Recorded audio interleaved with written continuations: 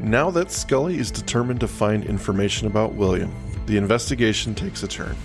Super soldiers reveal themselves, and an aquatic lab becomes the center of the conspiracy. This is not happening. More super soldiers, Andrew. Yeah, it's all super soldiers all the time, baby. It's season 9. I got neck bumps.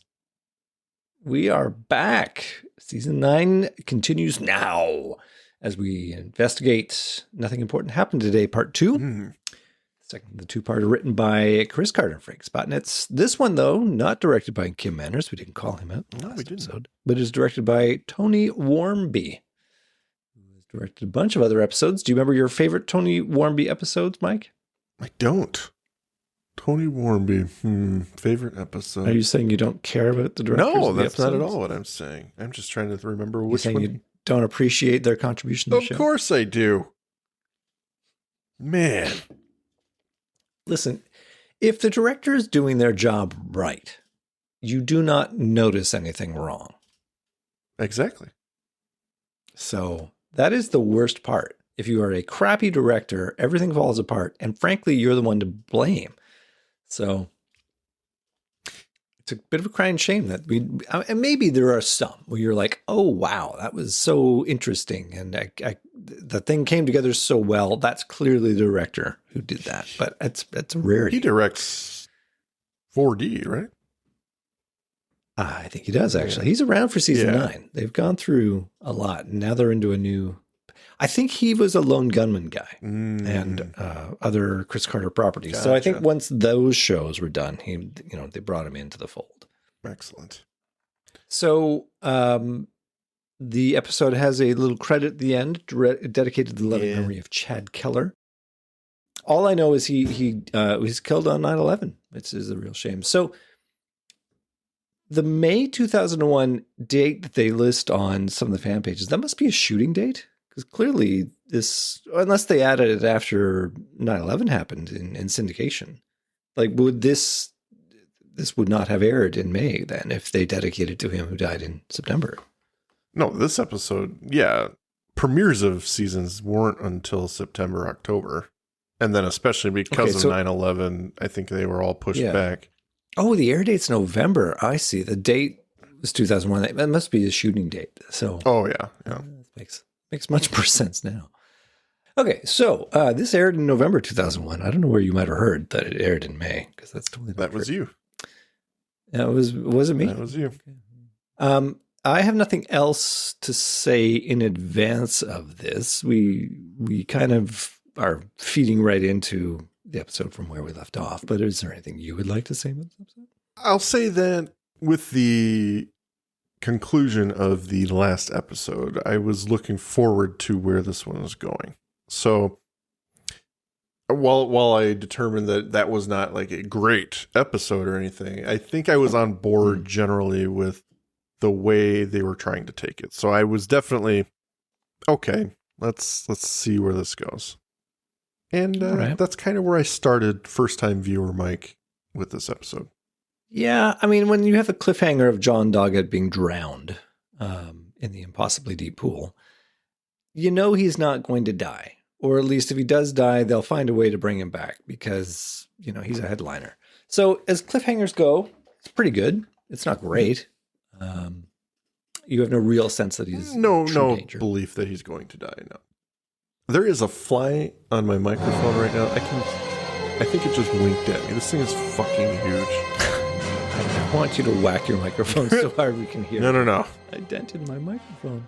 Good. Well, I'll leave you with that. Maybe while I am opening the show here, you can deal with that fly. Is that fair? That's fair.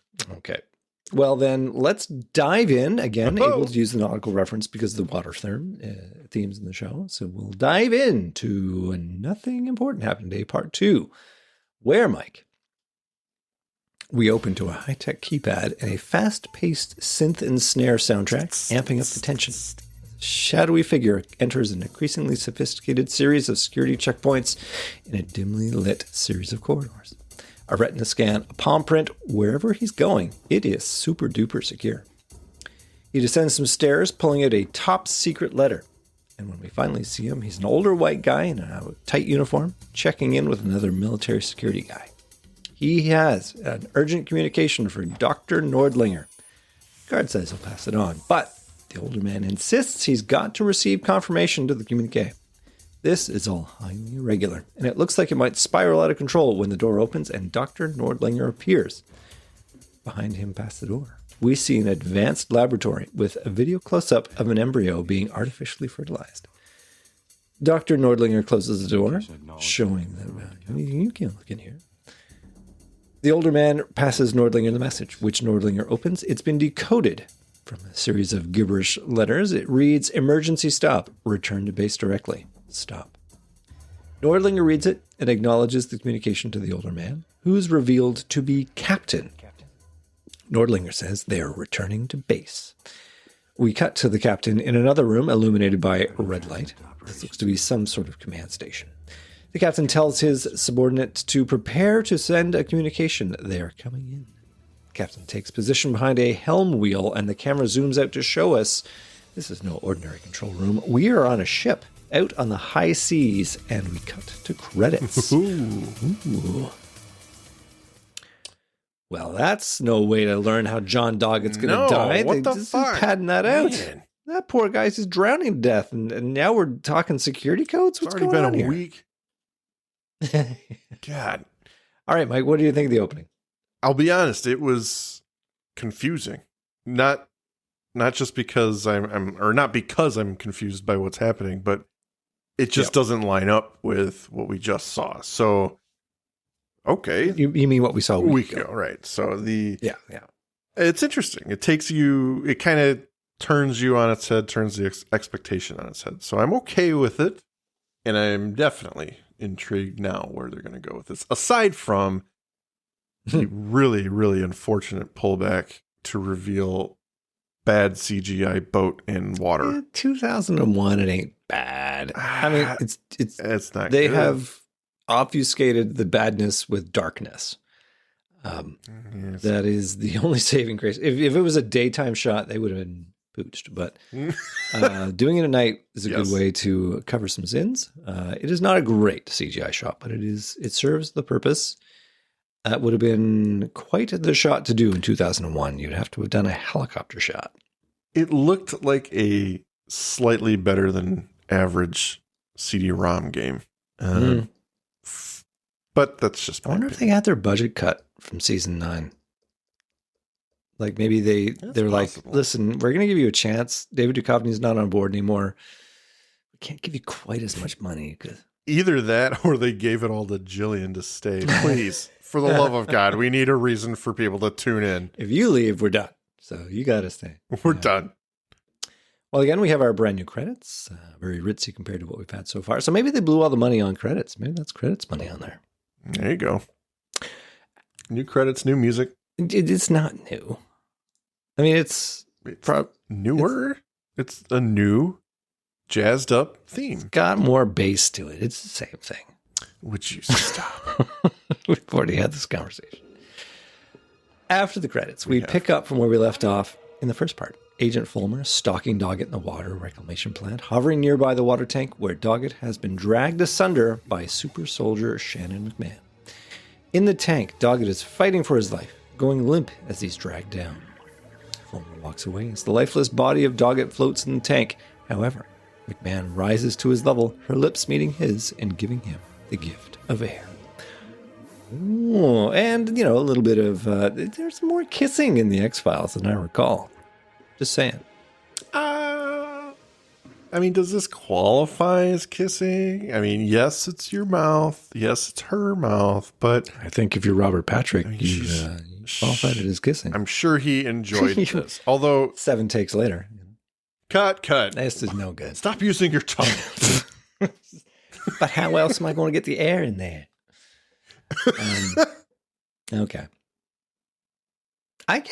Listen, I've never been in a waterborne rescue situation, air transmission. I never want to know. I don't want to know. And this is why for certain roles, I feel like I could never be an actor, because as soon as I get cast in a role that requires waterworks, and no, I don't mean peeing on somebody. What shows are you watching? I could not do this because I'm pretty sure they used a real tank for this. And yeah. Yeah. It's like the movie The Abyss. I don't know if you've heard the horror stories from that. It's one of my favorite movies, actually. But Jesus Christ, learning how to do all that stuff and then almost dying in a lot of it, it's no thank you. Like, I would lose my mind. Absolutely I'm not crazy. built for that. Yeah. And while this is much more tame than that, it's just a tank with them, and I'm sure there's safety people all over, but you feel like you're going to die if you know you need to get to the surface and you can't. So like forcing yourself to stay down there, even with safety equipment or whatever, I just don't think I could do it. Fair. But fun fact of Mike for the day. He doesn't think he can be an actor. Mike, I appreciate that about you. The fly's walking. Get away. Go. What do you want? Stop looking at me. Just stop. Go. He's not flying. He's walking. Go. Bye. You can't bring yourself to shoo him away there? I'm trying. You go ahead. You're having a tough time. I think his wing's broken or something. I don't know what's going on. Oh, man. All right. There you go. Go away. Bye. Okay. You know, the ironic thing is this couldn't happen a few episodes from now during Lord of the Flies. Oh, that would have been so on point. Listen, bring that joke back. It'll work. But it's not a joke. This is real. I thought I gave you license to deal with that fly during the open. And here he is. God. Go. Bye. Okay. Mike, we're going to cut to the FBI, 10:21 a.m., where Reyes joins Skinner and Fulmer. Fulmer wants to piece together the details of her X-Files investigation. Can we cut the crap, Brad? I don't know, can we? There's a lot of crap to cut through. Agent Reyes, you probably want to zip it and try to cooperate. Like it or not, I'm now charged with the task of reining you in. Reining us in? Mm-hmm. For what? Unauthorized autopsies, breaking and entering into a state water facility, willful misuse of your positions. I really don't want to go into any of this without my partner here. Your partner. Your so-called partner, who's running this circus, is right now nowhere to be found. What are you doing, Brad?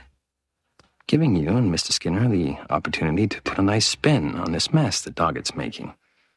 Agent Reyes, if you're not going to zip it, at least recognize that he's the only one who can help you.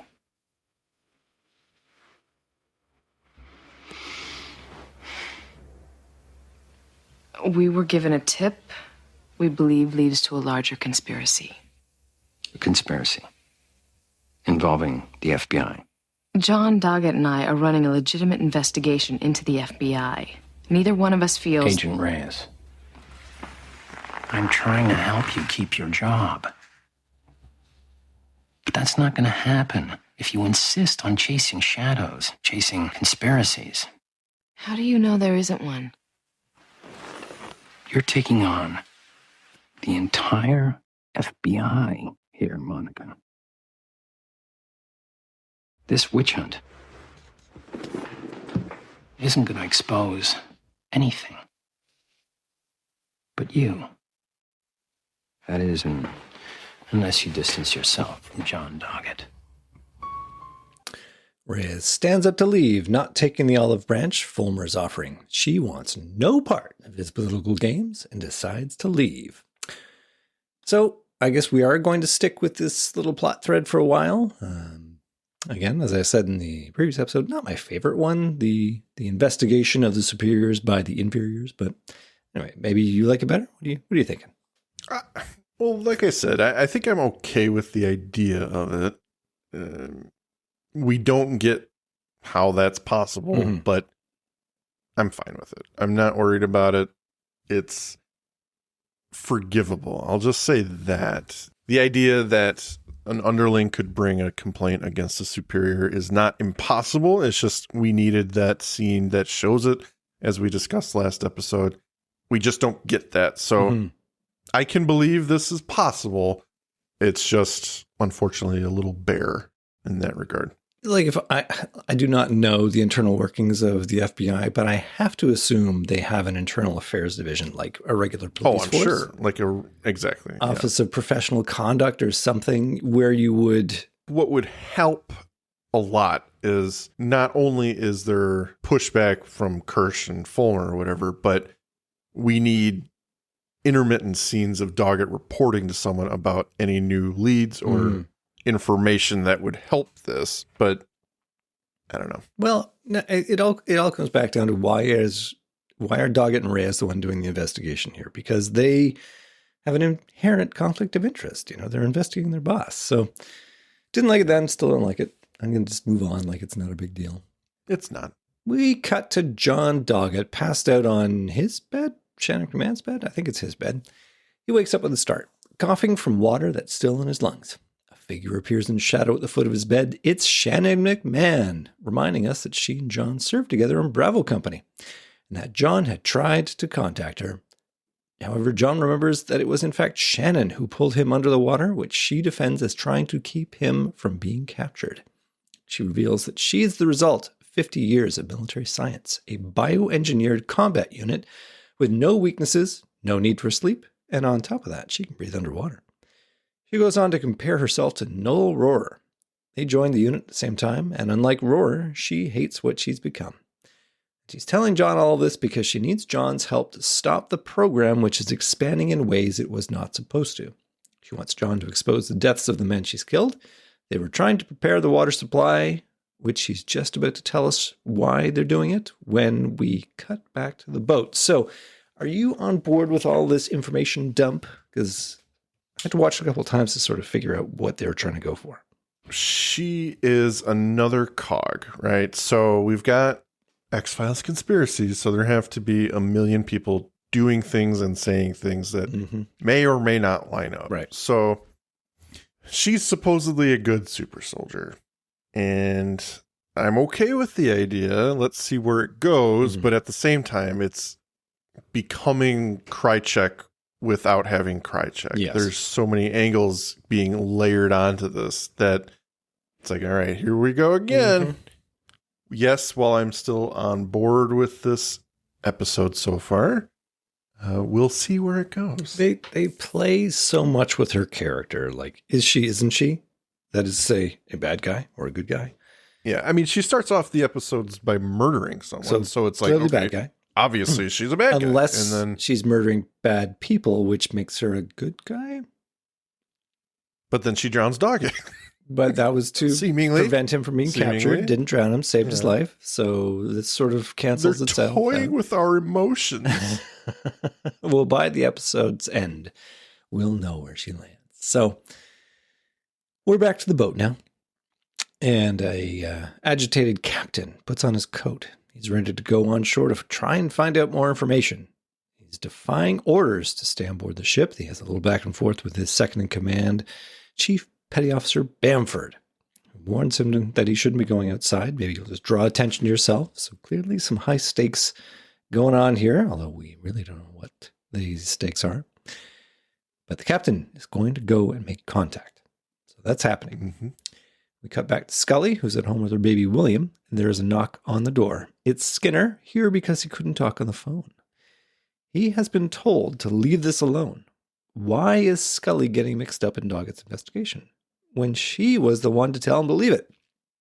Yeah, what the hell? Scully explains because of William, alluding to William's, she hasn't had mysterious telekinetic ability yet, has he? He did. She suspects something about the mobile over his crib. That's right. So she's alluding to William's mysterious ability. Skinner thinks she's made a terrible mistake, letting Doggett drag her into this, but Scully needs answers, and she can't reach out to Mulder because David Duchovny is totally off the show. I mean, it's totally too dangerous for Mulder to come back. And with a lament that it's too dangerous for everyone, Skinner leaves. So, Skinner, he's taken more chances. I don't know what is up with this character, the way they're writing him. I don't think they know what's up with him. They need him to be on team conservative for the purposes of this episode. I wish they had more of a lever to draw him on, that it made sense for him to be like this. We just don't know enough about what's happening. Yeah.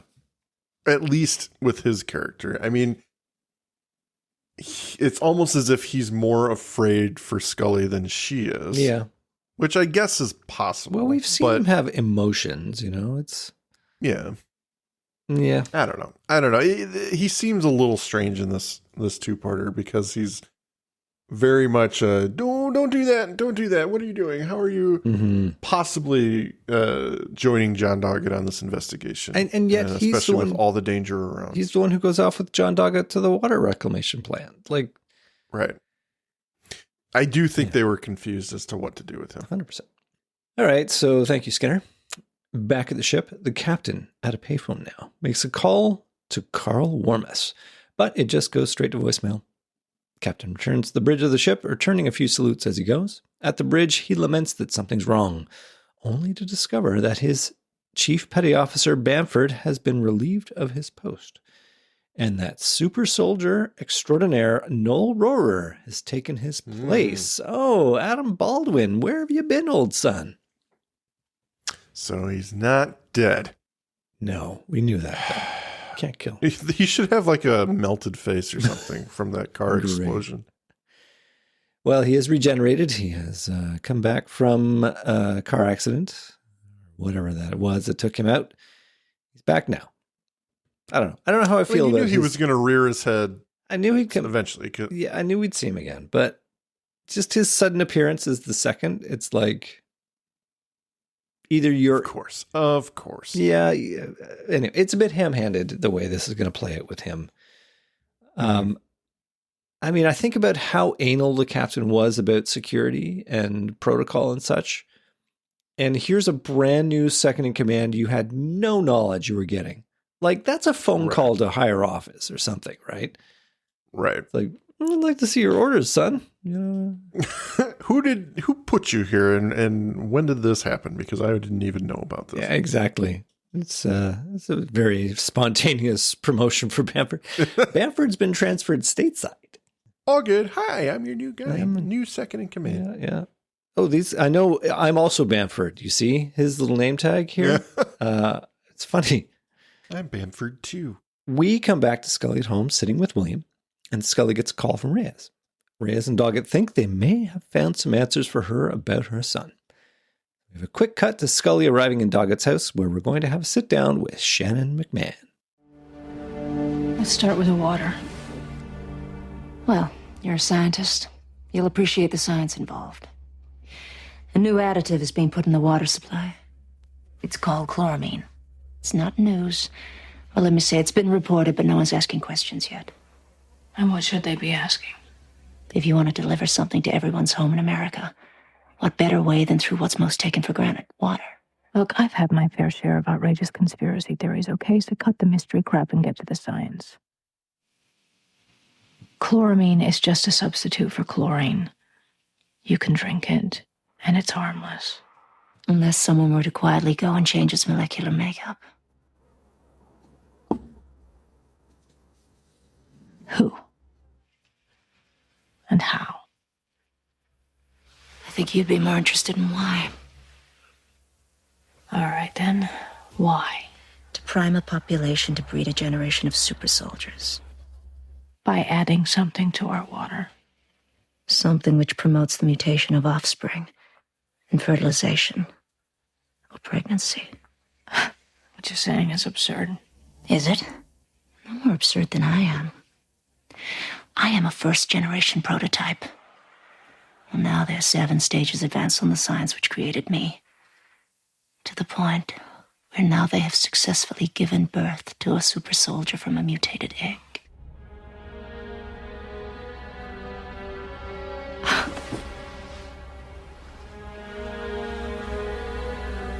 How can we trust any of this?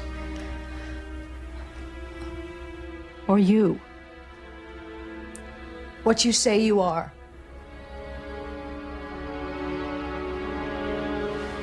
We all have a standard mutation. Shannon stands up and reveals the spiny lump in the back of her neck, complete with a musical sting. And we have a nifty cut where we're now looking at the spiny lump in the back of Noel Rohrer's neck on the bridge of the Captain. But Mike, before I get into that scene, I think we need to dissect the info dump that we have received from Shannon McMahon. I have my thoughts on there, but I'm going to let you take the floor first in case you had anything you might want to say. Here's where I start rolling my eyes a little bit. because they're priming the population for a generation of super soldiers. Mm-hmm. Supposedly. With the goal being what? Yes. The aliens are still a thing. So let's pretend for a second this is true and the government's just forgetting about the aliens and they're going their own route with a super soldier population. I don't know why. There's no end game spoken about, but I believe these super soldiers are actually, in fact, aliens, as to be revealed later on, that are priming the population for an invasion. I don't know that, but at this point, it feels very questionable as to why that would even be happening. If it were a strictly military thing. Right. That's where I'm like, well, okay, that doesn't really make sense to me. I am right there with you, rolling my eyes. My hope is this episode makes sense if you believe Shannon is spinning a tale to gain their trust. You know, she's got an objective to find the captain. And so much of the episode that we have just seen, you know, part 1, has been about her trying to get to a point, you know, using the agents, using the resources in order to close the loop on that guy. Yeah. Rightly or wrongly, you know, for whatever reason, whether she's, you know, on their side and doing it for the right reasons, or she is in fact an antagonist and doing it for the wrong reasons, whatever. She's got that objective. So this whole story, though, we're going to use water, you know, chloramine to prime the population for whatever. My first issue is that Scully just allows her to change the story and be like, well, okay, I'm not going to ask you who or what. Apparently that's unimportant. The why is the real answer. And to that I say, no, I still think we need to know the who and what. That would be sort of very important details for us to include in the case file, you know. But the why, if it's about creating a new generation of super soldiers, this is a terrible plan. Because it's so widespread. Like if it's indeed going to, you know, everybody's going to be drinking this water and now you're going to be giving birth to super soldiers, you can't control where they get born. So like the plan that they have right now where they're carefully creating super soldiers in a lab environment and then they can control their upbringing or whatever, that's how you do it if you're an evil empire or whatever. Yeah. This whole thing, unless it is in fact being couched as a benevolent, we're going to make everyone immune to, or this generation is going to be immune to the alien virus, which will wipe out human life on the planet. And this is the way we're going to do it. You know, that's a complicated and interesting plot point. Yeah. But I don't think they're going to go there. You can tell me wrong if I'm wrong. But. Well, no, I think that's interesting, but also oddly nice of the government to do that, right? Yeah. So they're going to make everyone invincible to survive the alien apocalypse. I mean, it doesn't really make any sense. Well, it's certainly not a Chris Carter writing style. You would not go there. The government wouldn't be so nice. It wouldn't be so capable. And there would be a nefarious, you know, stay in your lane kind of mentality behind it. But right. I mean, this is all Chris Carter, right? Chloramine is altered on a molecular level to do this thing, and there's no proof. And it's very, they've covered ground like this before. And that's the one town that's not affected by this plan is Flint, Michigan. But to Scully's point, how can we trust any of this? And then Shannon gets up and says, well, we've all got the standard mutation. So, you know, look at the bump on the back of my head. You know what? There's another way you can prove you're a super soldier. Just whip your hand really fast from left to right. There's that. You know, another way that she could prove it? Put her in a bathtub for 2 hours. This demonstration is going to take a while, but trust me, all right? I think after 4 minutes, you'll be impressed. Yeah, I mean, I'll spoil it now by saying Scully is about to perform the world's shortest medical examination to get to the conclusion that Shannon McMahon is perfectly healthy. All right. Well, you are good to go. You've got reflexes here. Got a few things that happen. But Noel Rohrer back on the ship with Captain and Normal Roar. And Roar is doing he's doing a thing that you're not supposed to, apparently, as the second in command. He's looking through the classified ship's logs. Captain's pissed off about that. He says these are classified. Roar implies he needs to know the ship in case something happens to the captain. With an ominous note that they don't ask questions about the greater purpose of the ship, there is a sudden alarm. Man overboard. Outside, people look on as a man is pulled from the water. Chief Petty Officer Bamford. We end the scene with a very accusatory camera glance towards Roar. And if I'm the captain at this point, I think you throw that man in the brig. Yeah. Can't be too careful with your mysterious new second in command. I don't know why he doesn't do that. It's just, what the hell, man? You come out of nowhere. Also, my other guy's dead. I feel like you're suspect number one. Right. And this is the only time that Noel has, well, maybe not the only time, but I mean, from what we've seen of super soldiers, they like to kill. And it usually involves decapitation.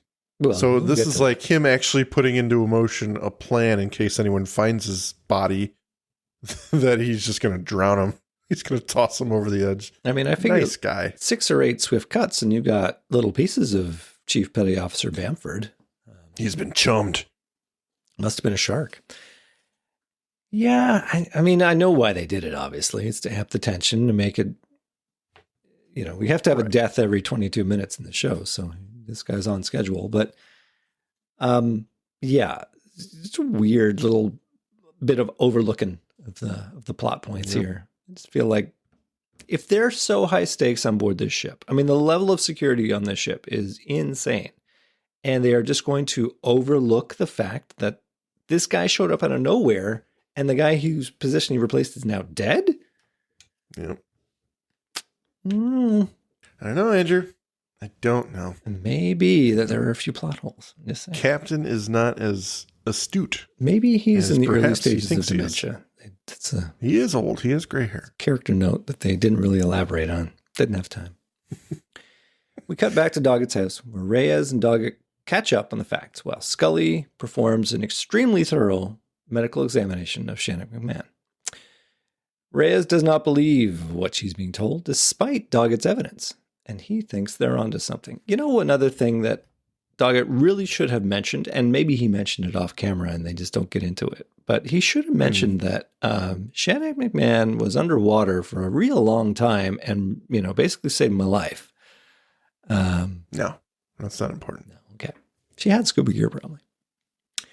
She knew what she was doing. Well, he thinks they're onto something. He thinks she's the key. In what's probably the quickest examination in medical history, Scully returns saying she's found absolutely nothing out of the ordinary except for an abnormality on Shannon McMahon's spine. What about those gills? Listen, I usually have a lot of respect for Scully's medical prowess. Here is where you, Mike, could do a nice edit supercut of all the times I have taken Scully to task for her bad medicing. I don't know what that examination is. No.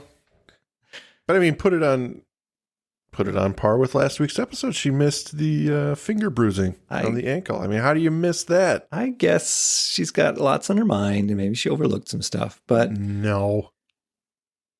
She's doing the examination to get some bona fides out of Shannon McMahon. Like they can trust something of what she says. And she walks away with nothing. You know, she's done her thorough exam and is basically saying, no, she's perfectly healthy, or, you know, I don't detect anything out of the ordinary except for this, you know, little thing on her neck. It's like there are so many things Shannon could do right now to prove what she's saying, and we're not going to have the opportunity. She's not going to get the chance to do it because the script demands that Scully walks away a non-believer. Yeah. Bugs me a lot. It's almost as if they're writing a story to piss you off, Andrew. That's what's happening here. Well, Doggett is incredulous. He's like me, Mike. For once, he's the believer, and the other two don't see what's so obvious. He thinks that Shannon is the key to everything. Well, Scully leaves. Well, Doggett gets a phone call from Skinner, who's the bearer of bad news, We cut to Doggett bursting into Kirsch's office, angry that it seems Kirsch wants to suspend Doggett. Or have him suspended through Fulmer, I guess. That's the way that's going to go. Fulmer also in Kirsch's office, and they get to meet for the very first time. There is a bunch of posturing where Fulmer accuses John of being paranoid, just like Fox Mulder. And despite claiming that Doggett doesn't answer to him, but to A.D. Skinner, Fulmer contends that the suspension still stands, and Doggett walks out in a huff, daring them to stop him. So, I guess if you're an AD, you can suspend anybody, even if they're not under your direct chain of command. More shenanigans, more, I'm going to take down the orders of my superior and suspend my literal coworker, same rank. Yeah.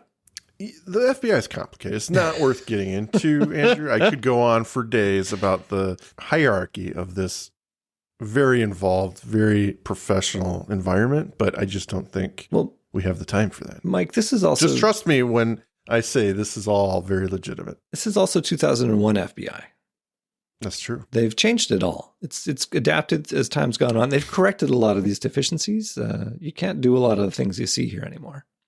Well, given what's just happened when this episode aired, we need everyone to have the authority to call bullshit and to be able to reprimand their peers, because if they see something suspicious, you better believe they have the authority to stop it. Damn straight.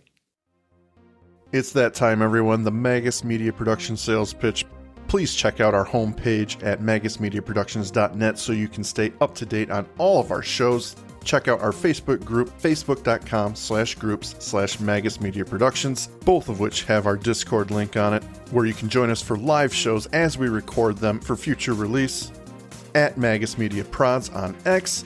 Our Patreon, patreon.com/Magus Media, where a $5 donation will help us keep the lights on and bringing you new content, and you get some stickers. Thank you for your consideration and support. Okay, we're going to cut back to Rhea's office, where she's using her computer skills to look into Shannon McMahon's backstory. The file she pulls up shows that Shannon is a special investigator for the Department of Justice. But before she can get any further, she's interrupted by the lone gunman. Frohickey reveals that they got into the building by producing their own fake FBI badges. Which... It's a good new side business for them. I cannot believe this. I've had a lot about this episode where I've just been taking a lot on faith for the episode to just get us there. And they keep on doing this. They'll throw in these little side things that were like, oh, that's a nice gag. But this, it's like, no way. And no way. Here's the best part. What's the reason that they've come to visit Agent Reyes? They are out of money and don't have any internet at home and need to use hers. Yeah. They could go to Scully's house. They could go. Listen, these guys can hack into the Department of Defense. They can print their own authentic FBI badges, but they can't steal internet from somewhere? I recognize the whole point of this scene is to bring them back in and have them be in the same scene with Reyes, and they wanted to come back to the office or whatever, and have a unique way that they get in. Like they've disappeared from their true group before, so they can't do that. They can't do that gag again. But this one is like, I'm sure you're going away for 20 years if somebody finds you with fake FBI badges, you know? Let's risk this with construction paper and markers, and then we just need some internet. Yeah, I just thought, I know I'm not supposed to latch onto this. Right. I know this is just a little gag that I'm supposed to walk past, but really? I mean, it's so dumb. Yeah, they could have thought of something better. Mike, I am logging my first official massive eye roll on this plot point. I hope you put in a sufficiently awkward sound effect. So, moving on. It's time for the plot to advance. They found Carl Warmuth's phone records, revealing that Warmuth received 5 phone calls after news of his death had broken. While they're discussing it, there's another call to Warmuth's phone line happening right now, which they intercept, and Frohickey does a passable Warmuth imitation. It's the sea captain, who clearly has not heard about Warmuth's death because, well, he's been at sea. It's time to proceed with the plan, he says. Carl has to call the FBI to expose the lab they've got on board, to expose the horrors and inhumanity. All right, so Captain's a raging Christian, I guess. As the captain goes on, we show a reverse angle as Noel Rohrer listens in with his super hearing, and we know the captain's days are now numbered as we cut to commercial. So things are heating up here, Andrew. Yeah, this is the big plan. You got to call the FBI. Now you have to call the FBI. We've waited for the right moment to call the FBI. And Noel Rohrer, he is up to no good. Yeah. No good. He's everywhere. What he's about to do is insane. Oh yeah. Well, Reyes walks through the halls of the FBI, arriving at Fulmer's office. She needs to talk to him, but he's in the middle of an appointment with another cute FBI agent. He reluctantly makes time for Reyes. So Reyes wants case files worked on by Shannon McMahon at the DOJ, something that Fulmer is reluctant to do. She insists that he's on the wrong side of this little scuffle between Kirsch and Doggett, that people's lives are at risk, and somehow, well, I think we know how, she manages to convince him. So we cut outside at night to meet as John drives up with Scully. And Reyes tells them of her distrust of Shannon McMahon. Where's Shannon McMahon? She's back in my house. Why? What's this about? She's lying to you. She's not who you think. Where are you getting this? Everywhere I look. She works for the Department of Justice. Did you know that? Right there. I got a peek at her case files. Those 2 men she killed, they'd contacted her at DOJ as whistleblowers. She said they conspired with the government. They were part of the program. They were killed because they wanted to expose the program. Why is she lying? Why come to me? Because there's still one man she can't pinpoint, and she wants you to lead her to him. How? And I don't even know who the hell you're talking about. He's captain of a Navy ship that spends 12 months a year at sea. He had been in guarded contact with both dead men about a secret lab on that ship.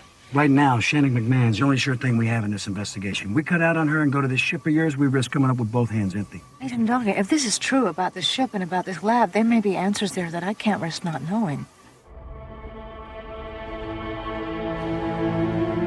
And with that, it's 2 against 1. Reyes jumps into the car, and it's off to the wharf they go. Meanwhile... Can I just interrupt? What's that? I don't know if you heard me or not, but during that scene, I pointed out a scene where Annabeth just doesn't cut it. It doesn't... Oh, yeah. Everywhere I look. Yeah, well, that's a bad line, though. It's a bad line, but it's not delivered well. I'm going to give that to the script in terms of the reason that she can't do much with it. It's kind of schlocky. Oh, my God, it's bad. Yeah. Ugh. I mean, she's a good actor. We've seen her in other stuff. I'm not opposed to her. Yeah. There are moments where it's like, wow, this is bad. I don't know. Yeah. Well, she dumps so much information in this moment, though. I think that it is about moving the plot along. And I mean, if you listen to what she's actually telling them in the car, it's like, I don't know how you made those connections. Yeah. She's got senses. She's got feelings. I mean, I guess like they don't have time to get into it, right? They don't have time to show us how she got to those connections, but it just feels like, how would you have learned about this super secret ship? Right. That's the only thing that really jumps out. But I suppose if I put my mind to it, it'd be like, well, I don't know. I think this is a lot of information that you probably could not get access to in those DOJ files. But yeah, and let's the plot keep going. So let's let the plot keep going. So they're at the wharf. They arrive in their Chrysler Impala, classic vehicle of the early 2000s. They get out Chevy and walk out over to the rendezvous point. It's a telephone booth. They're going to meet the captain at 1 a.m. And Scully notes that somebody's already there. As they get closer, the figure starts to walk towards them. Is it the captain? No, Mike, it is not the captain. No. It is Noel Rohrer. Doggett draws his pistol and tells him to run as Noel strides purposefully towards them. And after Noel ignores Doggett's orders to stop, Doggett shoots and shoots and shoots. The bullets seemingly have absolutely no effect on Noel.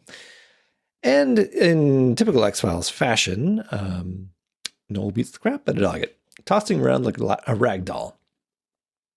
Side note, I want to make a little chart of all the injuries that John Doggett sustains between seasons 7 and 9. I don't think it matters after he's eaten.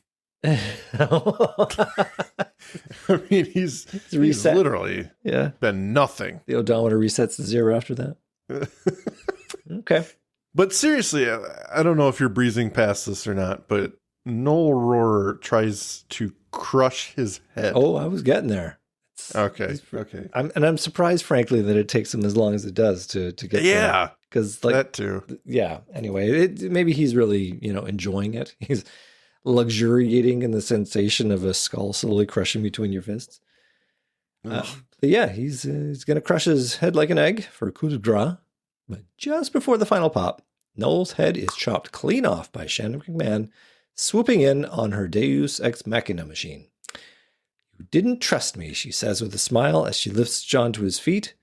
And suddenly, the hand of Noel's decapitated body, at least that's who I'm assuming that belongs to, plunges through Shannon's stomach out the other side, and both super soldiers fall off the wharf into the water and conveniently out of the plot. Doggett looks on in shock as we go to our final commercial. I did not see Noel's body. No, they don't really give a good angle on it. It looks very awkward, but in fact, you're really not 100% sure what you're watching. I know. It happened so quickly. And I was just watching this going, the only person that's here is the decapitated body of Noel Rohrer. So I guess this is the final superpower we get to have with them, is that when you're down, you're not truly down. Like maybe you can still command your headless body. I mean, why not? Why not? I mean, they needed a way for her to go.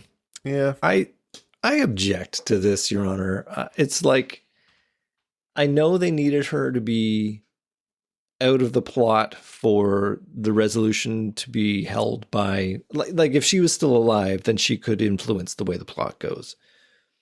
At least able to influence the plot. If she was still around, we don't know that she's dead. I mean, given what we talked about with Lucy Lawless moving forward, obviously they wrote her. They didn't even write her out of the show. She's just not there. Well, I mean, her character, I'm guessing, never comes back in season 9, but like they give her the option to by having her eyes pop open at the end, like a classic X-Files villain. But then that's a dream or a clever cut because Scully wakes up from her sleep, so you don't know if it's real. Well, but whatever. But the lore is you can't kill these guys. Right. So, if you can take off Noel Rohrer's head and not kill him, but, a little gut punch is enough to take her out. Like, grind up Billy Miles in a garbage truck and he comes back. I guarantee you she's coming back based on what else we've seen of these super soldiers. So it is just all sorts of wrong. Like, I needed the hand to go through the heart or something. Like, it just comes into rebellion. Like, I don't think that would kill a human. So I don't know. Unfortunately, we don't get an answer. It's an ignominious end for the character, and for no great reason. Just have her go and do something else. Use her for one other bit of plot juice that doesn't have to happen on the boat. And it also comes back to the question of who is this character? Like, she swoops in and saves John. You didn't trust me. So she is, in fact, a good character, right? Is that what we're supposed to get? That's what we're supposed to get. So maybe she did kill the captain? But then why save John? I'm so confused. I know. It's not easy to follow. Yeah, okay. I'm glad I'm not alone here. You're not. Okay, and that's one of the worst John Doggett saves we've seen so far. And the spontaneous, I do have a little note about that. The spontaneous removal of both characters has the feel of Poochie the dog being lifted out of the cartoon, if you catch the Simpsons reference. Good stuff. After the commercial, Doggett has reconnected with Reyes and Scully, walking through the boat to look for answers. We have a few moments of creepy boat wandering, guns and flashlights raised, but no one seems to be aboard. Inside, the ladies wisely decide to separate from Doggett. I mean, that is one way to avoid an ass-kicking. And they wander through until they find the head and body of the captain neatly separated. Still, the ship seems abandoned. Doggett is on the bridge, finding an ominous, at least CD, that shows the words detonator, armed, and a 2-minute countdown. Uh-oh. Doggett proceeds to rush to find his coworkers who have found their way to the lab. And Mike, I want you to recall the beginning of this episode, where this is the boat where the lab required like a retina scan and a thumbprint and a key and then it was opened by a dude on the other side of the door, and Yep. they just left all those doors open in that panicked haste to get out of there. And all the computers are still running. And Naval Command and naval procedure actually dictates that you leave everything unlocked when you're docked. Oh. You only want those scans and those doors nice and secure when you're out at sea where no one can access them. That makes so much sense. Because you can't be too sure about your crew. Oh, yeah, anybody can just come in and tourists on the dock, though, I mean, they have to see what's going on and be able to get through. So you're wrong. Funny enough, they make a bit of money as a side hustle doing tours of the ship. So yeah, it makes sense. All the doors are open. Yeah. Here's where we make babies. We make super babies down here. Would anyone like to take one home? Souvenir shop. The fetus stuffed animals. They conveniently find their way inside. Scully is in awe of the lab, figuring out that they're modifying female ova for implantation. And while she rushes to find information about her baby, Doggett is the one to drag her away as they rush to escape the boat before it blows up. We have a classic countdown escape, where somehow the three manage to escape the boat in mere seconds where it took them minutes to arrive. And with mere seconds to spare, a fireball erupts from the bridge, sending a wave of concussions so strong it blasts out the windows of their car, but somehow has no effect on the humans right beside it. Our heroes run away from the explosions behind them, and we fade to white. Neat little effect that they actually crush the car when it explodes. Yeah. That's it. Decent. So what? Unexpected, unnecessary, but cool. Absolutely. A neat idea. What causes a car to have that reaction? Do you think? You know, we're scientists. I assume it was supposed to be the shockwave of the explosion, the initial explosion. Unfortunately, I think it's not close enough, at least in that scene. But that's just my opinion. Oh, I agree. My thought would be, if the shockwave is enough to do that to the car, what does that do to the humans running away? No. See, there you go again. You're getting it all wrong. I'm not going to sit here and explain everything, Andrew. Okay. So as long as you know. Let me guess, you thought that would knock them down, right? Is that where you were going with that? That was where my science first gut instinct went. I mean, I'm not an expert like you, but if you just tell me that's proper what they've recorded. They are organic people. Matter flows through them. There's air. There's pores in our skin. It allows air and shockwaves. You know what? To go through it. Whereas a metal object like a car. The windows of the car were rolled up. They were. It was like a container, airtight container, ready to explode. It's a pressure thing. It must have been. Had they rolled down the windows, it wouldn't have been so dramatic. Well, listen, listeners, you got to make sure to leave your windows open a crack just in case there's a nearby explosion. Just in case. That'll just in case. Pressure differential your car will be fine. Yeah, absolutely. Okay, well, I'm glad we settled that point because that was bothering me a little bit. I know. So we start to bring the show in for a landing now, cutting to the FBI HQ 48 hours later as Doggett arrives with his report for Kirsch. Doggett hands it to him. Kirsch reading the highlights of the case, all the unbelievable bits first, but he doesn't find a mention of his own name. I found nothing on you. Nothing damning I can honestly include in my report, let me say. And 'cause I got nothing to lose, let me say that I know your hands are dirty on this thing, sir. Filthy. That's why you're here. Take a last wild punch before the bell. There's one thing I can't figure, and then I'll be on my way. Is why you slipped that obituary under my door. You think I did that? Over and over in my mind, it had to be you. You're the only one that had a reason. What's my reason? You tell me. You looking just to get me fired or get me killed?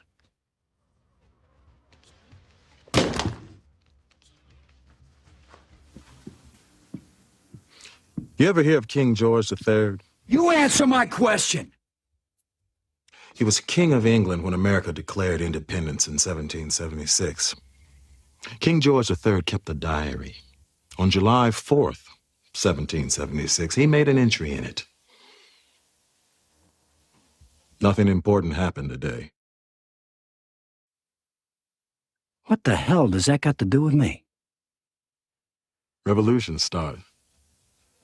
Things that change the world forever. And even kings can miss them if they're not paying attention. Are you saying you left that obituary to help me? To help me find the things that I found? Oh. Why would I believe that you'd help me? Agent Mulder believed me. Mulder? What the hell are you talking about? Mulder's long gone. Say I told Mulder that he would be killed if he stayed. Same people who threatened to kill me if I didn't go along. Would you believe that, John? No. Mulder wouldn't hear it, not from you, not from anybody. I said I told him to go. I didn't say I persuaded him.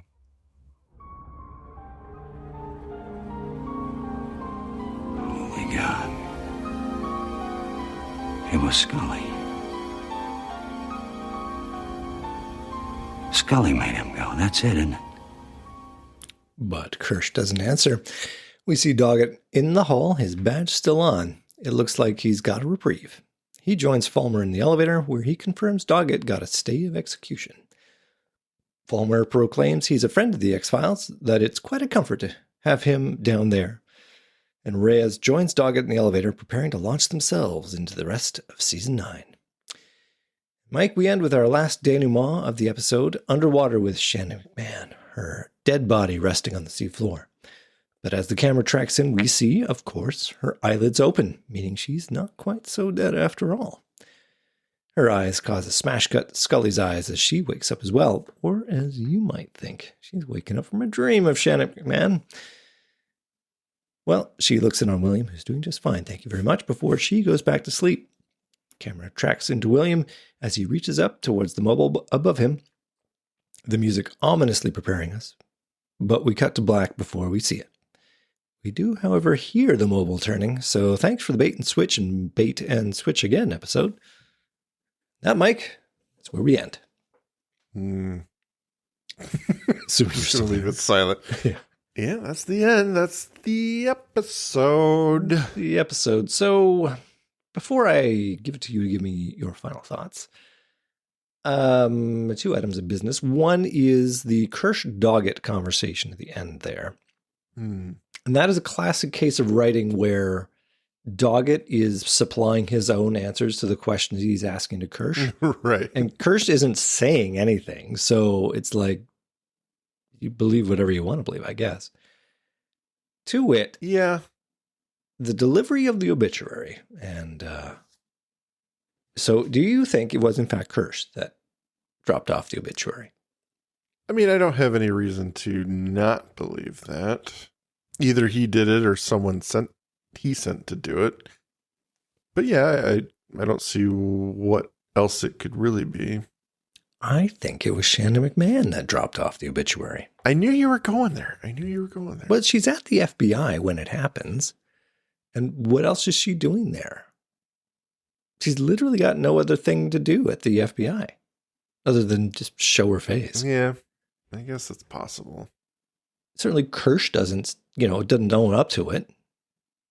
Yeah, they do leave it ambiguous. You don't know any answers necessarily. Yeah.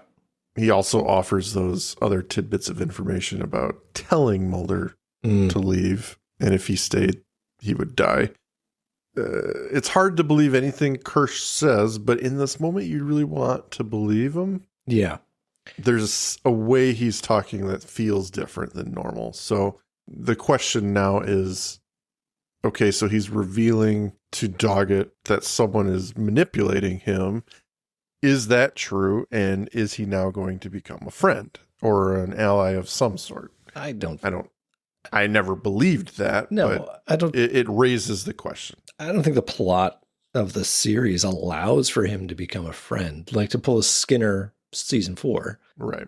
Unless they bring in another head of the X-Files or, head of the FBI who's going to be even more of a jerk and Kirsch can change allegiances. But the thing that gets me is, so Kirsch says, they threatened to kill me if I didn't go along. So this is his stated reason for why he's doing what he's doing, basically, right? Mm-hmm. Why don't they just threaten John? If you don't go along, we'll kill you. Why allow him to be the pariah outside who's, fighting against the windmills of the FBI? If death threats seem to work, like, why not just give them to everybody who matters? And if they don't come along and do what they're supposed to do, literally just kill them. Yeah.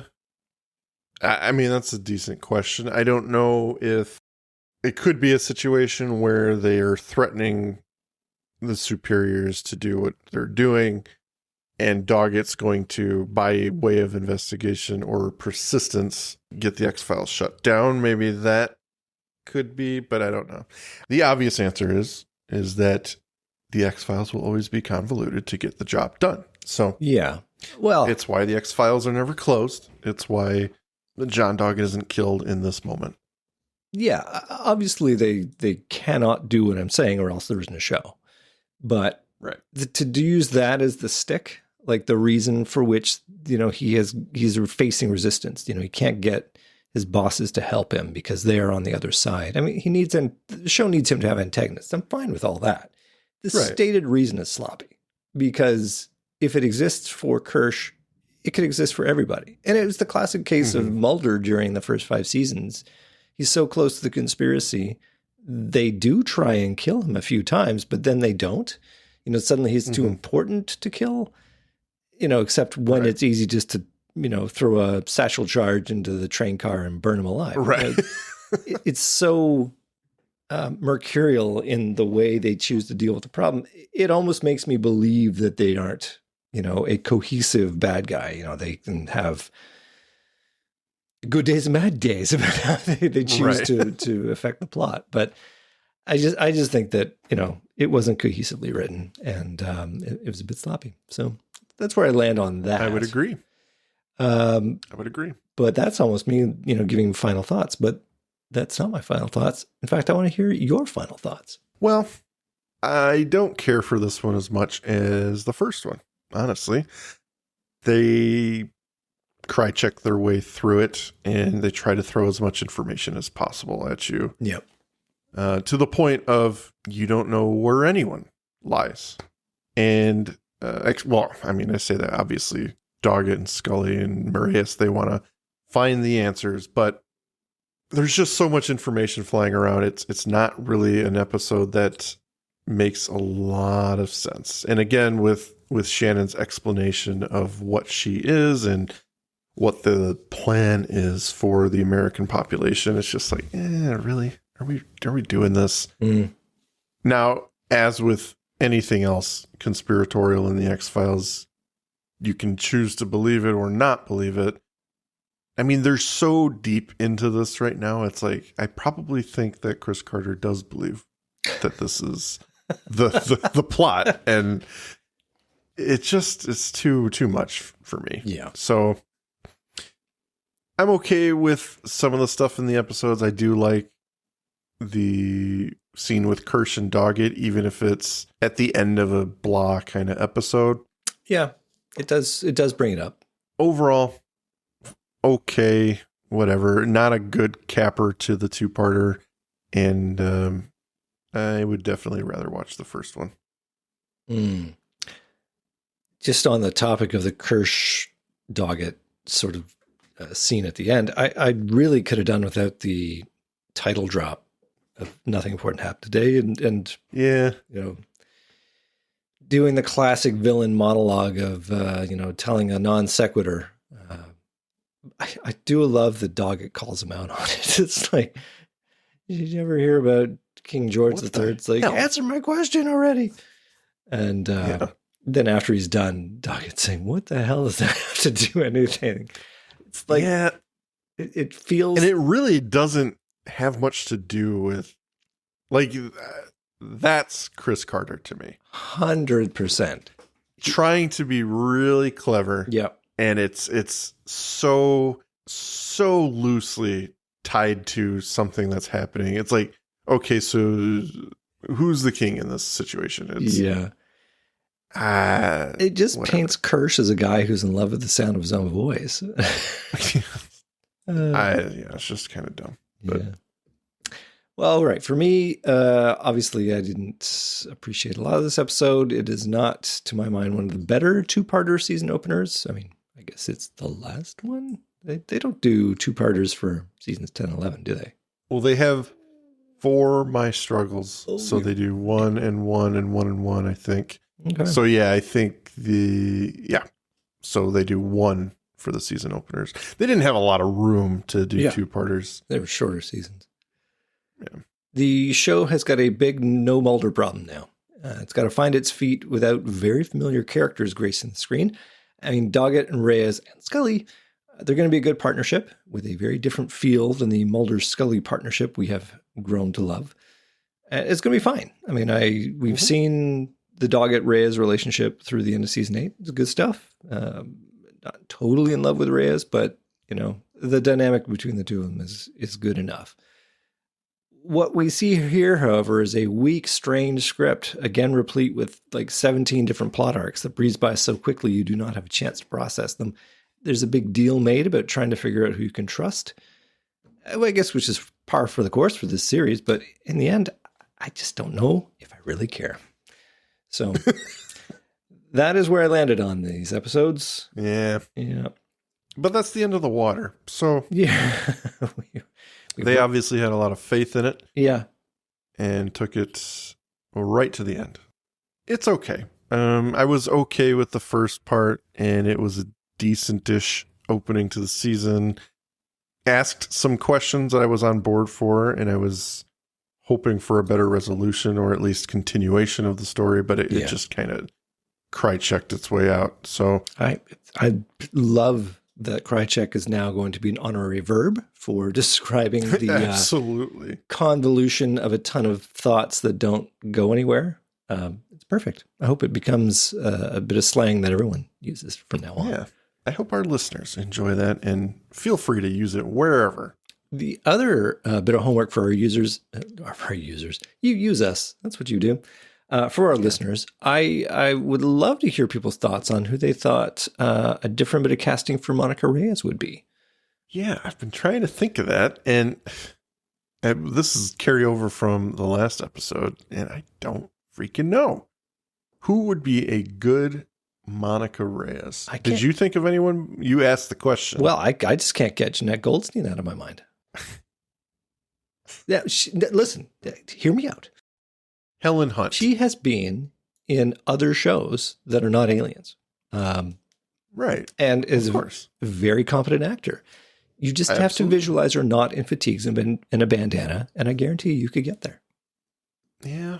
Because the character is supposed to be born in Mexico, and has the last name Reyes, and she's a fluent Spanish speaker. I don't really see Annabeth Gish as having that heritage, but, I don't really need it. Family circumstances can be a lot of things. But I think Jeanette Goldstein would carry that character a lot more. She would. She has a rough edge to her. I think she could deliver a lot of Monica's written edge. Maybe not acted edge, but I think. Yeah, I could see that. I think you'd see it. I think you would see. Slowly seeing it. But, it doesn't need. Listen, come up with your own ideas. Who else would have been a better Monica Reyes?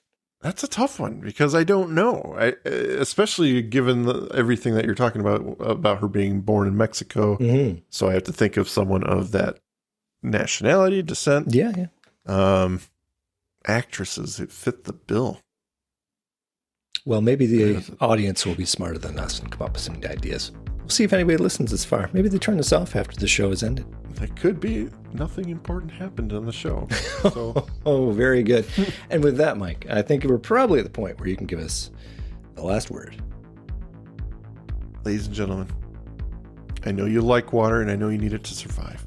But always, always check the additives. Thank you for listening to today's episode. If you liked what you heard, please rate and review on your podcast app of choice. Andrew and I would be eternally grateful to you fine people for helping us expand and get the word out. Also, we've got a killer group on Facebook. Feel free to join in on the discussion at facebook.com/groups/thisisnothappeningpod and become an official member of the syndicate. We do polls and we have questions for every episode to give you guys the opportunity to chime in and possibly let your voice be heard on our recordings. And please join us on our new Twitter at tinhxfilespod, no dash, to stay up to date on everything, moment to moment. Thank you, and remember, don't stop swimming.